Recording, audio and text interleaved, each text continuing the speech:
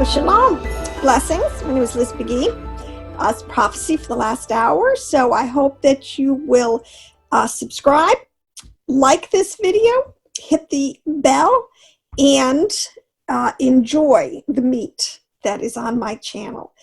Hey, I have this huge splashy backdrop. This is one of my watercolors, but just to tell you, it is, in my world, it is spring. It is truly, looking outside, it's glorious. I love spring. And this spring, for some reason, is a particularly precious to me because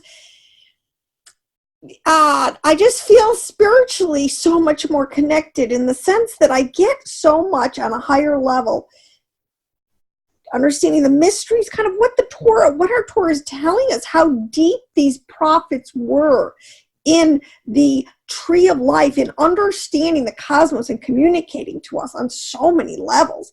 So as I see spring, I have a verse, kind of my jumping off verse today. I just want to do a quick sharing, really. I will tell you on this one. This is from the Song of Solomon, where it says, "The flowers have appeared in the land. The time has arrived for pruning the vines, and the voice of the turtle dove has been heard in our land." Starting up again in verse 11, it says, "For behold, the winter is past, the rain is over and gone, the flowers have appeared in the land, the time has arrived for pruning the vines, and the voice of the turtle dove has been heard in our land." That is such a fully loaded apocryphal verses, but it's so beautiful, and it so speaks, really, in my opinion, of our time. Truly, I'm going to come back to that and unpack it with some of the words now that I understand, code words. You know, there are 3 books or 3 texts in our text, and it's funny, it just occurred to me the other day, they're in the beginning, the middle, and the end. That are like 100% apocryphal. They're so deeply encoded with information. All right. So you have the Genesis 1 through 3, which is so loaded with what it's called the story of creation, the beginning, the creation. All right. Then you have this book, Song of Solomon, which is what the verse I just quoted, which is, again, you know, it almost didn't make the canon a couple of times because it's so apocryphal, and it has sort of this kind of highly erotic overtone to it that a lot of times the rabbis just didn't know what to do with it. Okay, then you have, of course, the book of Revelation. Again, totally coded. So again, people in my opinion, shouldn't teach out of these books really on the level of, because I'm all about the sod level, unless they really are beginning to get deeper into these coded and esoteric understandings. But as I see spring coming, you know, it says that the rain, the winter was over, the rains had come and gone. As I understand, so part of why I'm doing this on this verse, and because I am totally excited about seeing this whole recreation. Yahweh is recreating the world again. After a cataclysmic, I mean, we can go all the way after a cataclysmic in the earth without form and void, tahu bahu, again, he reforms it, which is, again, the cycles. It's a constant cycle, all right, which is pointing to us on so many levels. But I have really been focused and diligent, organizing all my notes, and I'm getting ready to release what I would call sort of much more detailed information on, and I'm starting with the Tree of Life, on my understanding to date of the Kabbalah, which I am totally, this is the last frontier. This is the missing text, so to speak, the understanding here that will unite the 2 houses and totally make the knowledge of Yahweh cover, again, the earth as the waters covered the sea, as it says. There is so much deep understanding that I have called, and a lot of people have, but you know, called from the text to explain, because again, it's all about getting wisdom and understanding, higher levels of understanding to our text, because the verse in Isaiah, at the time of judgment, there's 2 places you can be. or two camps, let's just say. You meet the camp of the righteous, or you meet the camp of the wicked. All right. And it's very clear what happens to the two camps. All right. So it says, tell the righteous it will be well with them. And I do try to encourage people, if you are really plugged into Yahweh, if you are really plugged in the tree of life and getting all your energy and your life force, and it is your life, you'll be fine. Tell the righteous it's going to be well with them. Tell the wicked, woe, there's judgment. All right. That's just... So when I go back to this verse, the time of pruning has come. Well, we're there, all right? The world is about to be harvested. And where your soul is in this whole thing is going to determine how you're going to kind of fare or through this, okay? Be a time of great chaos, but again, we are hidden. We're not going to be rocked. There's so many verses that describe how we're going to be in the barn. First of all, all right, there's so many verses that are telling us that we will be in a safety zone, that there's a safety net, that it will be well with us, all right? Keep shouting, especially if it's your ministry. Shout to the rooftop. People, the clock is ticking. The door is about to close for the nations, the Gentiles, the lost sheep. Yeshua is our door. That door is about to close because he's turning around and he's coming now again. He's putting on different garments. The Lion of the tribe of Judah. All right.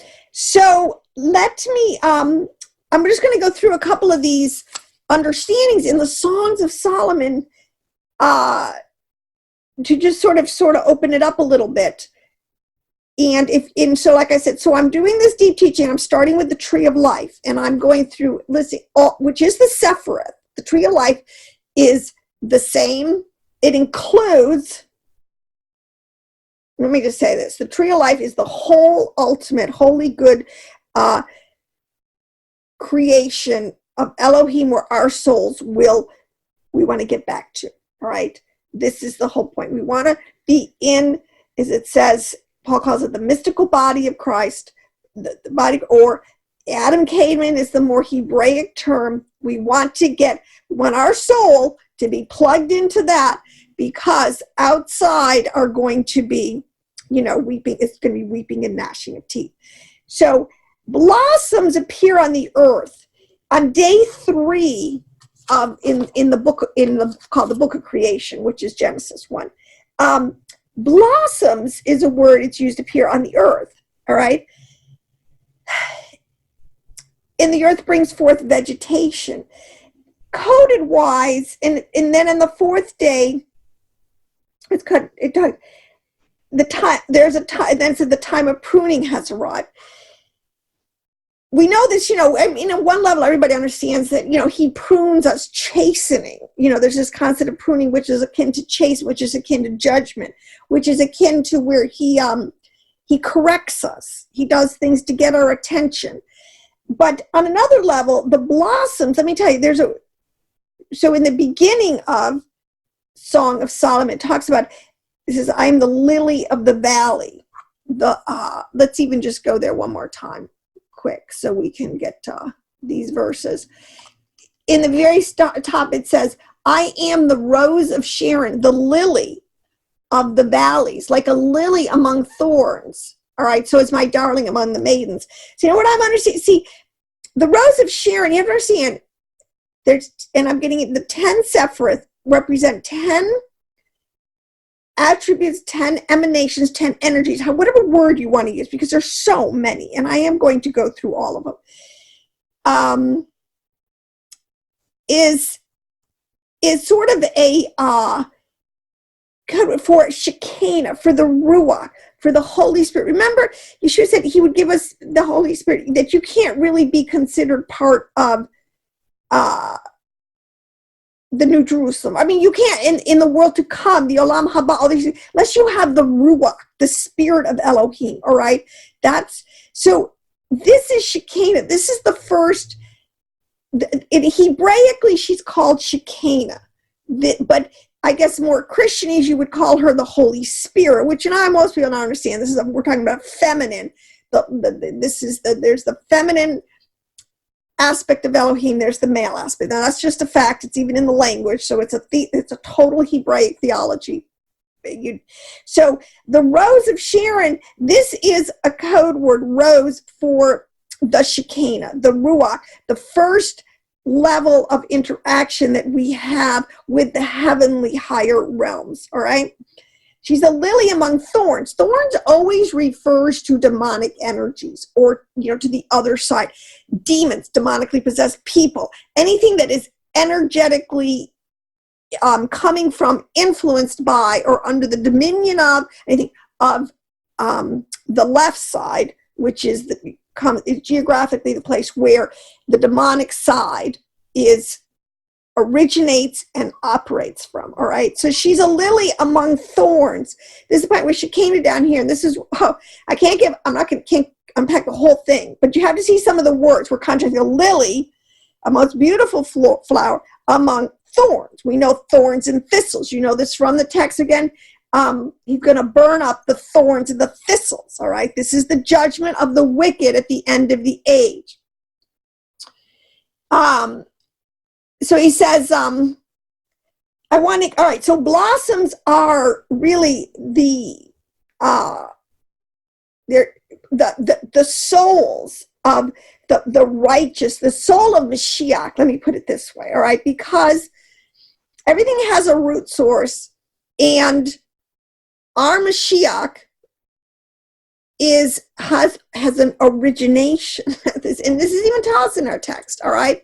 Mashiach as Messiah, Mashiach, which is a title, an office, a theological entity, if I can say that, all right? Mashiach, all right? These are the prophets of truth in one sense. So like Moshe and David and Aaron, and they come from that stream. These are extremely righteous Sadiq. They are coming, emanating, their energies, their whole mindset, everything. They are coming from this blossom stream.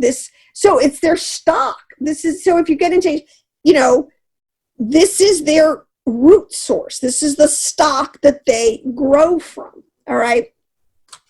But when it talks about in the Song of Solomon, and it talks about, it's contrasting a couple things. They're always contrasting. So code words, just let me give you a couple of them really quick. Mountains are men. Mountains are the patriarchs, like the most righteous Sadiqs that are men, all right? That's why it talks about the, Moshe is this one, David, like I just said, Joseph. This is why, the Mashiach of Messiah ben Joseph, all right, is so huge. Hills are women, the matriarchs. So you have your patriarchs and you have your matriarchs, Leah and Rachel and Miriam, these great women of the Bible. So that's they're and these are all again coded to the feminine principle and the male principle. All right. So we have as many great matriarchs and then there are great that are hills, and many great mountains, which are great Sadiqs. Men, this is on one level, meaning this is a totally legitimate level of Hebraic exegesis. So, and the sun and the moon, all right? So moon is a feminine, Shekinah is equated a lot of times with the moon. She is this feminine aspect. The sun is the male aspect, all right? And the daughters, so then if you have, we'll talk words like daughters of Jerusalem versus of the nations. See, they're equating always. So daughters of Jerusalem are always, if they're good daughters of Jerusalem, they're equated as maidens, as virgins, all right? And they were married, and it talks about, so a couple of these code words, so you have these contrasts between the good maidens, the good virgins who stayed pure and holy and upheld their nuptials, all right? And it is, in one sense, it includes male and female souls, all right? So you have to really, but it is in contrast to the profane or the mixed multitudes or the demonically, but they're totally souls that are mixed up on the other side in the nations, all right? And so the virgins are still loyal to their nuptials in their youth, the maid. This is the Israelites at Sinai. She was a bride. She was shining. She was, it was all new and fresh. It was a honeymoon. This is why a lot of texts in the Song of Solomon, they refer to it this way. She was the wife of his youth. This is Israel at Sinai, when it was all fresh and clean and bright, and they were really in obedience in a huge way. But then she became, and Shekinah. Let me tell you this, because, again, one thing that has to be understood in all this, it's all about the soul, really and truly. I always say Yeshua came to save our souls, all right? The body will be redeemed. When the soul is perfectly rectified, then the body, that's why the bodily resurrection is the last thing, will be redeemed. That all that afar, all that dust can be totally cleaned up and rejuvenated, and it will become eternal and immortal, all right? Like the soul always is, but this is the problem. There's a verse that says in Song of Solomon, verse 5, chapter 1, verse 5, it says, I am black but comely. See, I know, and it's so funny. If we had these keys, I don't know why these weren't taught greater. But it has nothing to do with skin color. I've always said this, and it really drives me crazy, all right? Because just as like, I just watched that movie, Green Book, won an Academy Award. And you know what? I mean, honestly, this is what happens to people. That's why my people are destroyed for lack of knowledge, when we don't have the correct keys, when we don't have the correct understanding of how black and white and red, like I've done this a million times, are used textually. Oh my gosh. All right. I am black but comely. See, the nation of Israel became black. Well, it has two levels of meaning. All right. On one sense, see, there's this whole concept that there's light and darkness, and there blackness and light. But black isn't always, in a sense, there's two ways black is used. It isn't always this way. Everything is duality. You have black that is black with sin. Black really with like a soul that is really dark with sin. No light shines out of that soul. Only darkness comes out of that soul. Okay, that is one level of meaning. There's another level with it where there's a radiance. It talks about Torah that was written with because in a lot of sense, fire is equated with darkness, but fire can be very luminous. It has a shine, it has a luminosity. It's different from light, which has a different quality, but fire has a quality, puts off light too, and it's a luminous. All right. So so you can have black light, so to speak, in a good sense. And this is what, in one sense, it says that what it's saying is, I am black but comely. What it's saying is, Israel started out white like a bride in her nuptials. She was adorned like a bride. She was pure. She was holy. She was obedient, right? But she became black as her deeds became more and more disobedience, to the point where she literally had to be cast out, like the northern kingdom especially.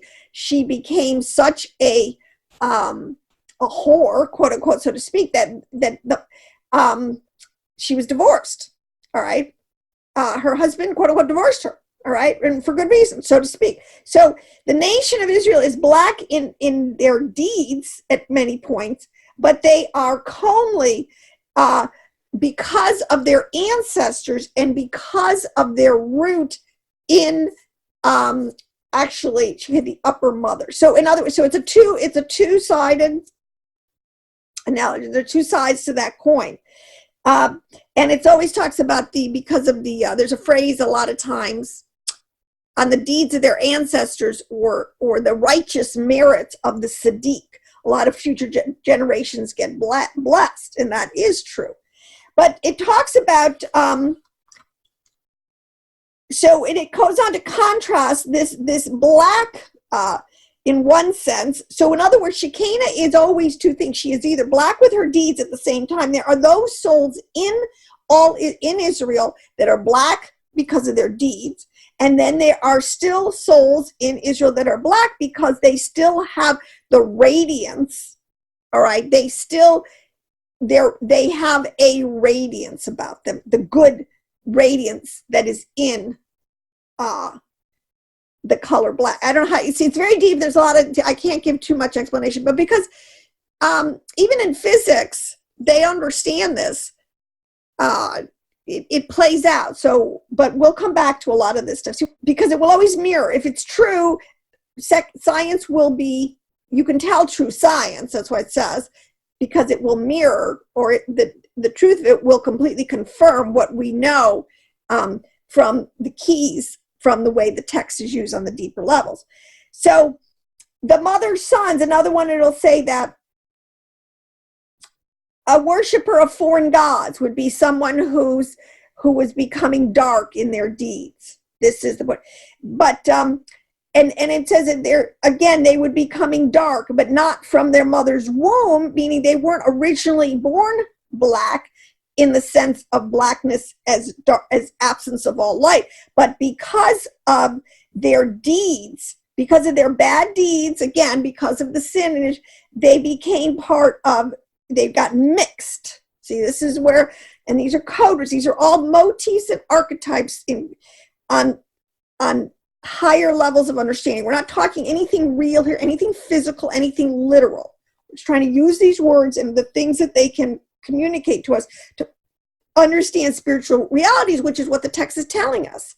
All right, come, wash your robes, get cleaned up again. Once you were crimson or red, which is really a mixed, as part of the mixed multitude, your robes were, you weren't totally evil, but you certainly weren't totally right. So, wash them, get them washed. This is all kind of what's going on in the prophet's mind as he's speaking. Israel, it's another way it talks about the unfaithful wife. Again, she was married in a beautiful way at Sinai. Israel was married to her husband, to Yahweh, but she became an adulteress, an unfaithful wife. And these are contrasted as one, I know in Song of Solomon in verse 1-7, it's flocks of heather. And that's a code word for these flocks, because you have flocks of goats or flocks of sheep, rely on pagan deities and have kings and priests over them who are not of the lineage that Yahweh had set up. They're not the real leaders. The real leaders, the vineyards, that are dressing the vineyard, the real leaders that are dressing the vineyard, it goes back to three, they can say that this way you always go back to these three archetypes, especially three MaShiach archetypes of Joseph, Moshe, and David. All right, and you have the priesthood, the Torah, and the kingdom. It's not an accident. All those things are paired together, and all that comes together. The shepherd replies to Israel, who is the fairest of the nations, that you are lost among the other flocks or the other nations. All right, and that you need to go back to the Father's commandments and to do them. Do Torah. Beside, and it says even in Jeremiah 31:20, it says, set up markers for yourself. The 10 Commandments. I mean, Yahweh made it very easy. It's very specific and laid out and set up, and go back to the markers, all right, that were set up for you.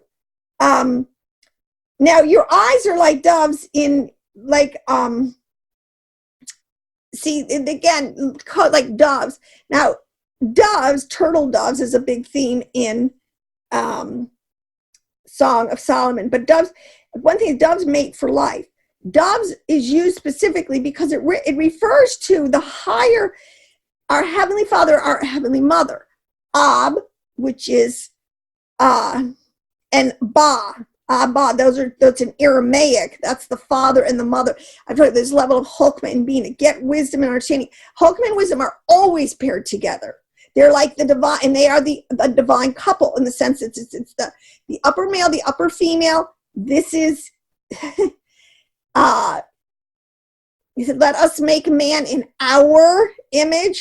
Who let us make man who has a baby, a man and a woman. These is all highly allegorical, all right? We're not, this is what I mean.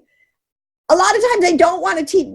This is why they say you cannot teach this level sometimes to younger people who are not mature, because they do. You can't have you have to be very pure in heart and spirit, all right? Not to profane, so to speak, these understandings. But like it even talks in Song of Solomon in verse 113, and it talks that between my breasts, all right? And then again, but when you understand because everything relates to the tree of life geographically and Sefirothic, and where you are, between my breasts is the Sefirothic of Hesed and Gevera.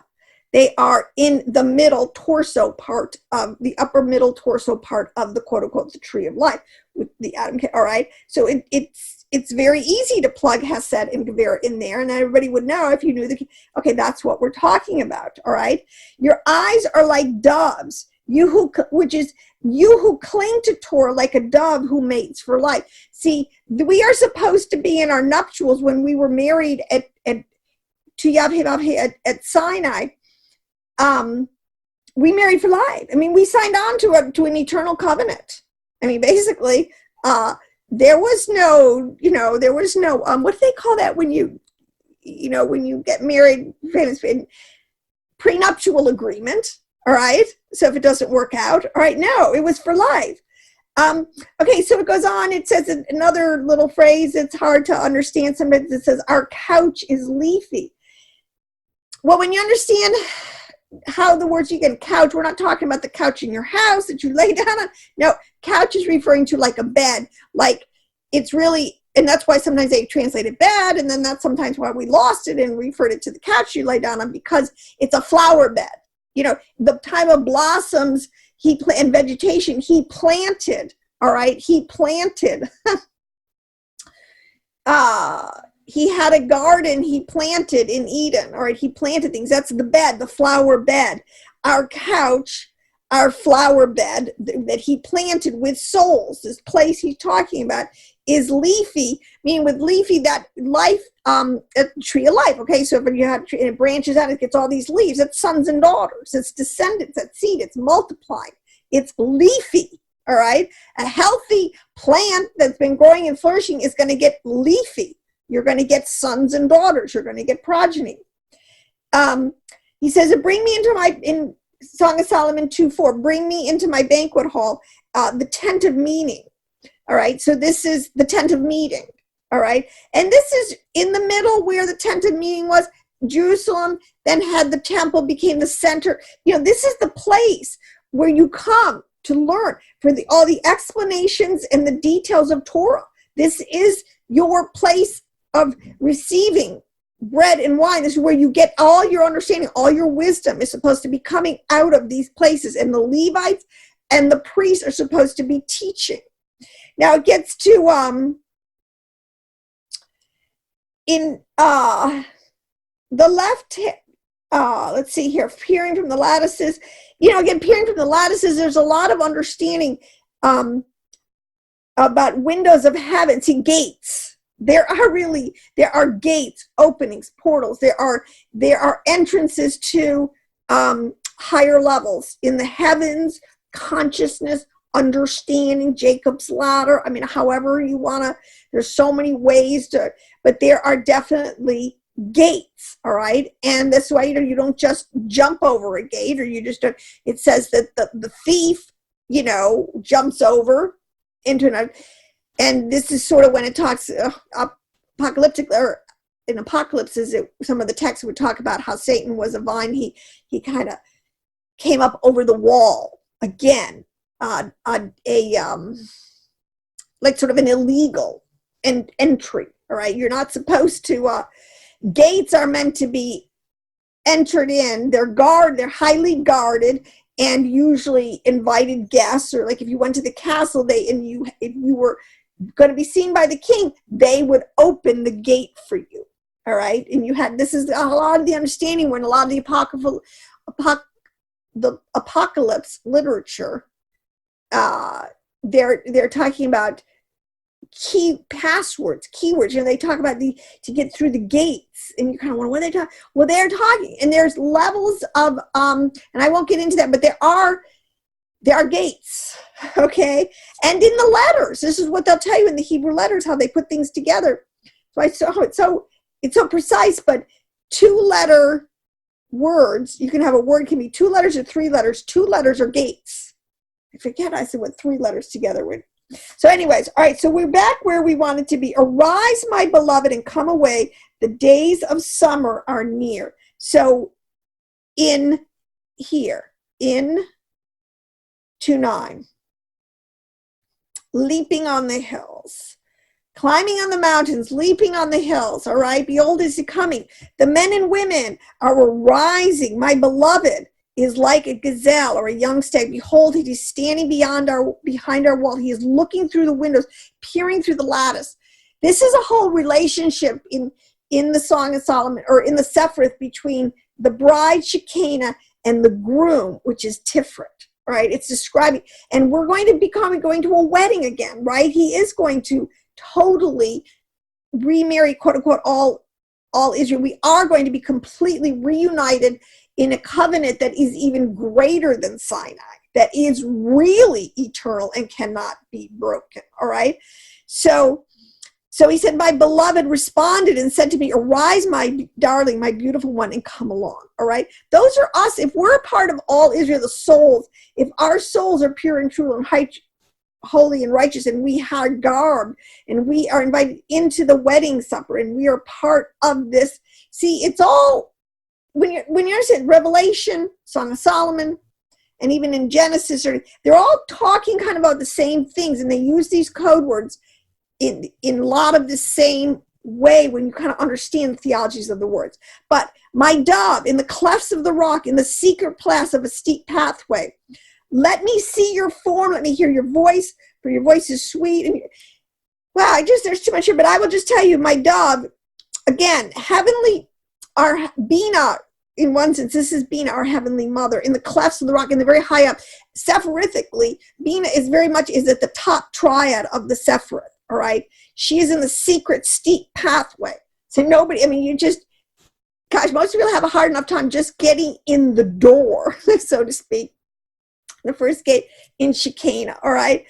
But I won't go to catch the foxes, the little foxes that are running in the vineyards while our vineyards are in blossom. Okay.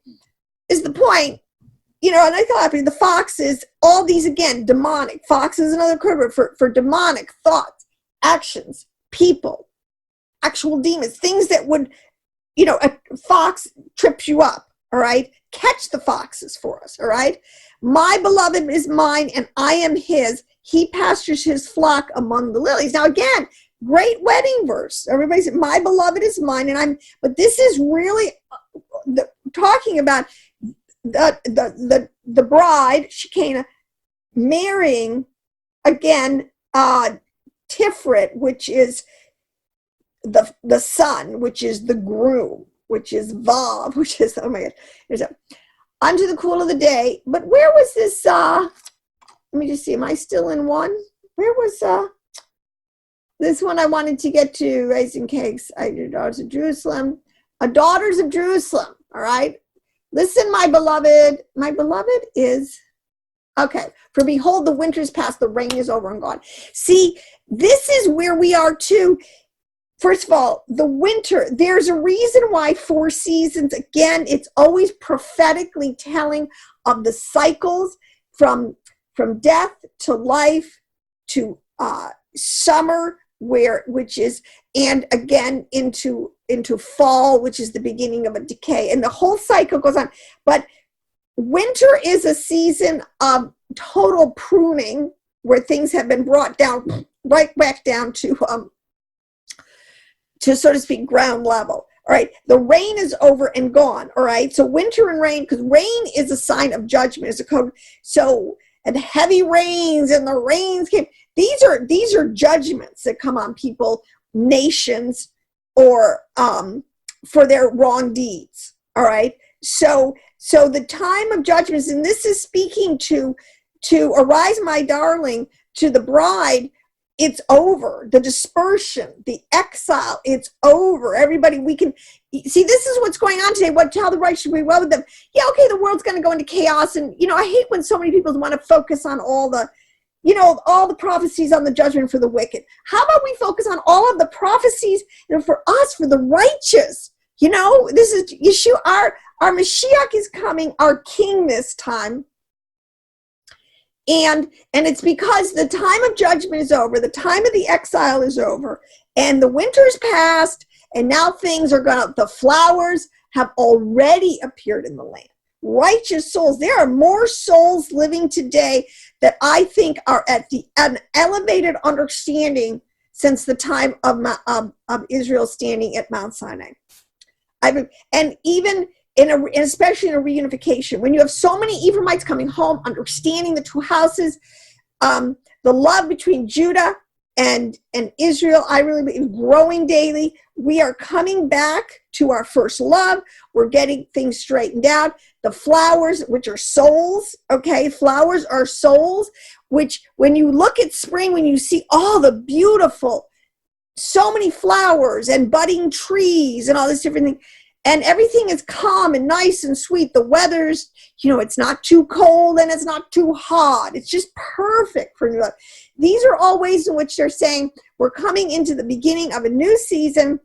And this time, the rain is over. The winter's gone. This is spring now. The flowers have appeared in the land. The time has arrived now for pruning the vines. This is it. The wheat and the tares, he's going to get the stuff. He's going to gather it up. We're going to go in a barn. There is a place prepared for us out of the dragon's reach. And he's going to deal with the wicked. So, and the voice of the turtle. So the voice of the turtle dove has been heard in our land. And again, this is the turtle dove. It represents, first of all, Heavenly Mother on one of Bina. Her voice, wisdom is finally being streamed forth. There has never been a time, where Christians that are coming, getting back to their Hebrew roots, let's say, Messianic Jews who are beginning to understand and accept the role of Messiah ben Joseph, even Jews who are getting so excited about the Mashiach coming. The Mashiach is coming. Everyone is getting anticipatory because everybody can see the signs. You will know the season. It doesn't take a rocket scientist, all right? Things are ready to pop, and we need to be on the beauty, because Yeshua, in one sense, or the Mashiach, referred to Tiferet, is called the beauty of Israel. It's one of its code words. And the voice of the turtle dove has been heard in our land. So the turtle dove truth is never such a level of truth is being poured forth, streamed out of so many ministries and people and understandings, and books are being opened, and people are, kind of getting out of the boat and reading, getting understanding, getting wisdom, all right? The fig tree has ripened its figs, and the vines in blossom have given forth their fragrance. Arise, my darling, my beautiful one, and come along. So again, the fig tree is one, in one level represents Judah, and the vines represents Ephraim. They're ripe, we're blossoming, and we're giving forth our fragrance in all the earth. So it's a great time. I'm telling you, this is exciting. It's very beautiful. And okay, so back to my initial thing. I'm going to really, with everything in me, not that I'm an expert, but I have an absolute passion for this, because it is bread for your soul. It is wine to gladden the heart, so to speak, wisdom and understanding. So I'm going to try to really put it together. So if you listen, just give me send me your email, put a little comment below, somehow get in touch with me. We're putting together emails, different things to contact people. Because again, this is coming forth. This is one of the fruits of the springtime of my life. And so I'm going to make it available. So on that note, shalom, blessings, and I will see you in the next video.